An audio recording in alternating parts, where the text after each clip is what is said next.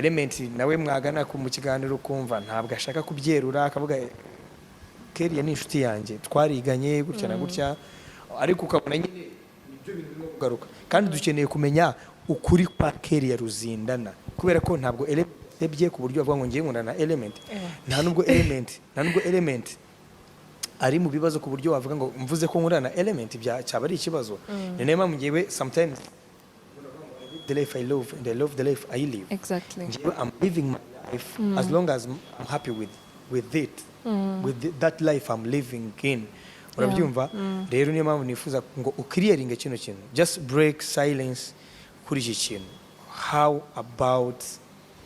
your relationship? Okay, bon rero element ni inshuti yanjye cyane ariko cyane pe ntabwo dukundana as in girlfriend boyfriend ni inshuti yanjye cyane ni inshuti yanjye ni inshuti y'abavandimwe banjye rero urumva turi inshuti cyane noneho abantu nyine batangiye kubivuga bitewe n'ukuntu ari kunshyigikira ariko urumva ni inshuti yanjye ko ni umusitari afite audience nini yavuze mu mutore kanaka biragera ku bantu benshi rero yari kunshyigikira abantu benshi bakavuga ngo turakundana ariko sibyo turi inshuti cyane nibyo turi inshuti pe ushobora kuvuga ngo turi inshuti cyane umuntu akabigereranya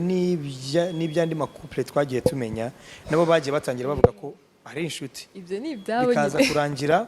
hari video zigaragaye bikaza kurangira amafoto agaragaye bikaza no kurangira yewe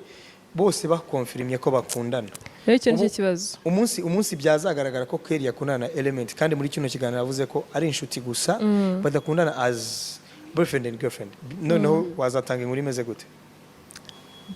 muri aka kanya nyine ntabwo mbizi bishobora kuba ejo singiye kuvuga ngo tugiye gukundana se ibintu nk'ibyo ariko nyine bizigaragaye ubwo nyine byari uko ariko muri aka kanya ibyo ndi kukubwira bihari nuko turi inshuti cyane like